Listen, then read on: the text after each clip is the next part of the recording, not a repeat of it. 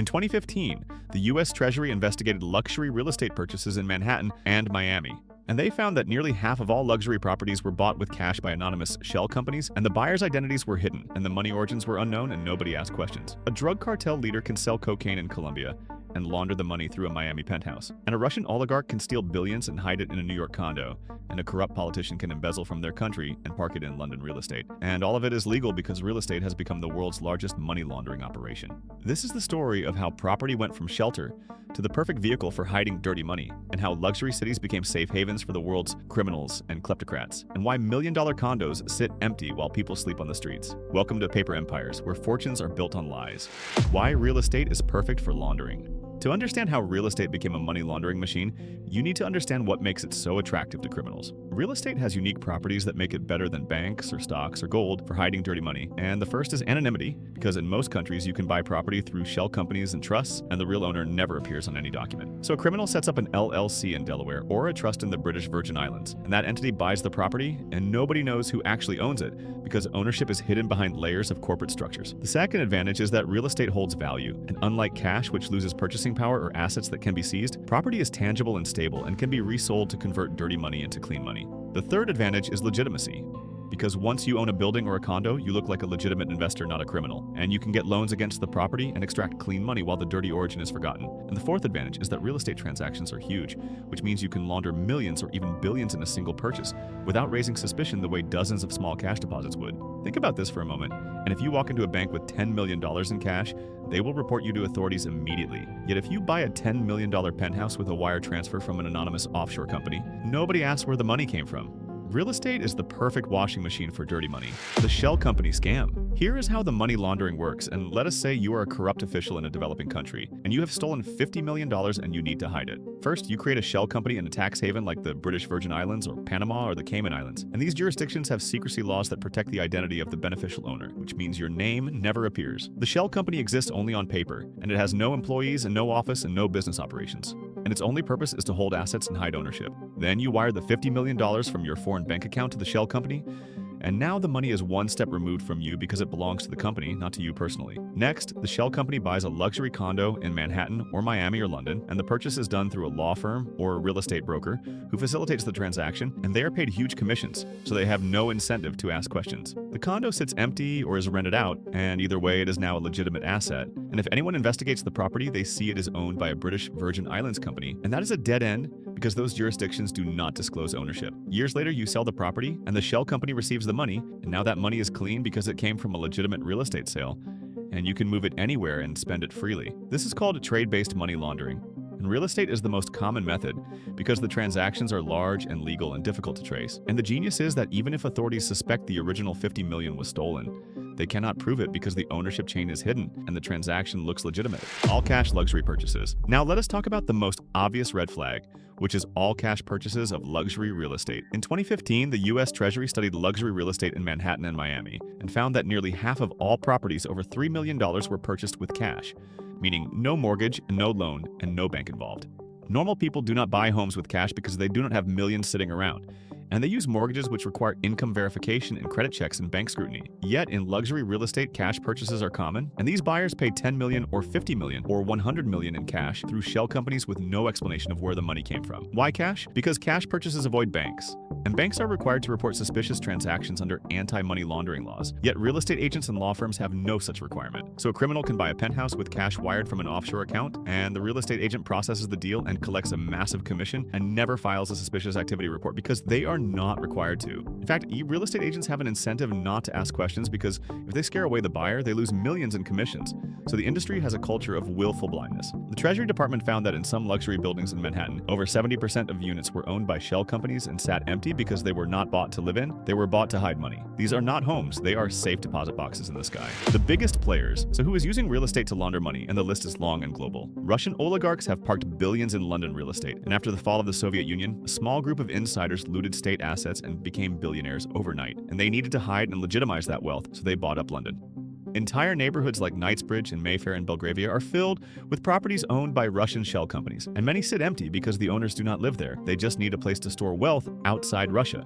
When the UK sanctioned Russian oligarchs after the Ukraine invasion in 2022, investigators found that many of them owned dozens of properties in London through hidden shell companies, and the UK had no idea who owned what until they started investigating. Chinese officials and businessmen have laundered money through Vancouver and Sydney and Los Angeles, and strict capital controls in China limit how much money you can move out of the country, so corrupt officials and wealthy elites use real estate to smuggle money abroad. They buy properties through relatives or shell companies and park money overseas where the Chinese government cannot reach it, and Vancouver became so flooded with Chinese money that locals were priced out and housing became unaffordable. Mexican and Colombian drug cartels launder money through Miami real estate, and South Florida has been a hub for drug money since the cocaine boom of the 1980s.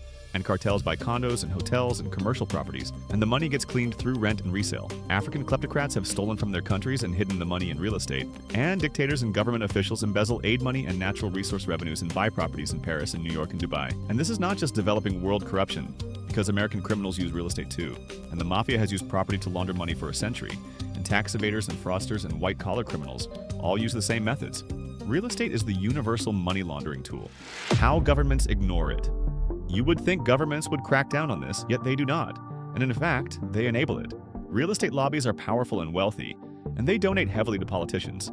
And any attempt to regulate real estate transactions is met with fierce lobbying from agents and developers and lawyers who profit from the status quo. In the United States, there is no federal requirement for real estate professionals to verify the identity of buyers or report suspicious transactions, and banks must follow Know Your Customer and anti-money laundering rules. Yet real estate agents do not. This is called the real estate loophole, and it is intentional because Congress has exempted real estate from financial transparency laws, despite decades of evidence that the industry is used for laundering. Some states have tried to pass laws requiring beneficial ownership disclosure, which means revealing who actually owns a shell company, yet these efforts are consistently blocked by industry lobbying. Even when the Treasury Department issued temporary rules requiring disclosure of buyers in certain luxury markets, the rules were narrow and temporary and easy to avoid, and the industry fought them aggressively. Why do governments allow this? Because real estate drives economic growth, and luxury real estate in particular brings in foreign capital and supports construction jobs and generates tax revenue. Politicians see luxury real estate as good for the economy, even if the money is dirty.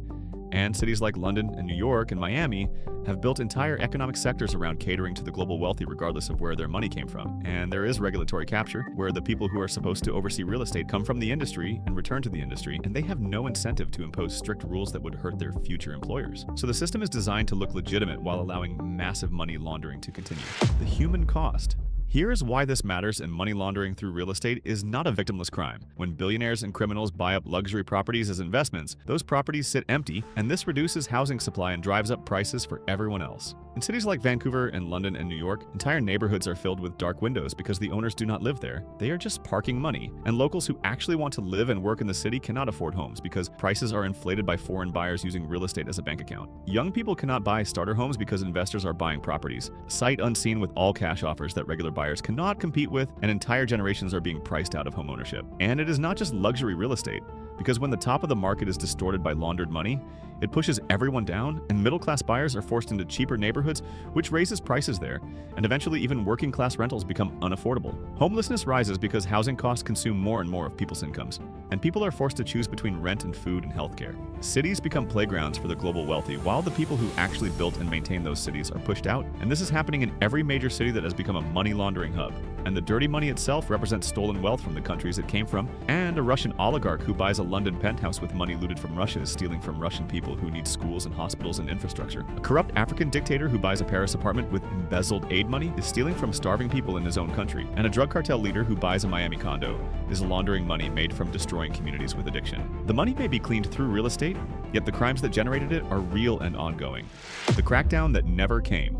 After the Panama Papers leak in 2016, the world learned just how much money was being hidden in offshore shell companies and real estate, and there was outrage and promises of reform. Governments pledged to increase transparency and require beneficial ownership disclosure, and crack down on money laundering, and the public was told this would change. Yet 5 years later, almost nothing changed because the loopholes remain, and shell companies still buy properties, and real estate agents still are not required to report suspicious transactions.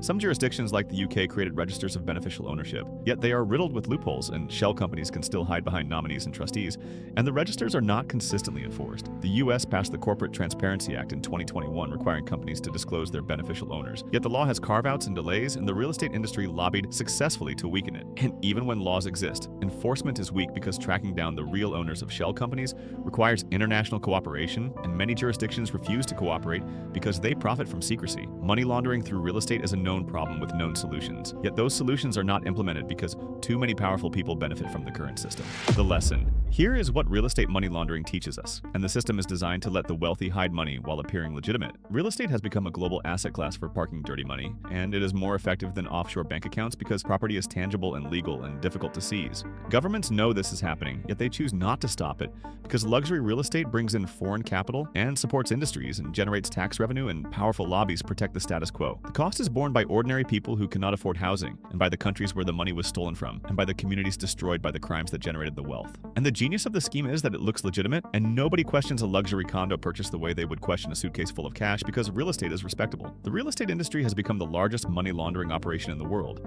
and it operates in plain sight with the full knowledge and tacit approval of governments that benefit from it. Till beneficial ownership is required and shell companies are banned and real estate professionals are held to the same standards as banks, the laundering will continue. And your inability to afford a home is not just market forces, it is the result of a global system designed to let criminals and kleptocrats hide stolen money in property while you pay the price. If this story opened your eyes, subscribe to Paper Empires.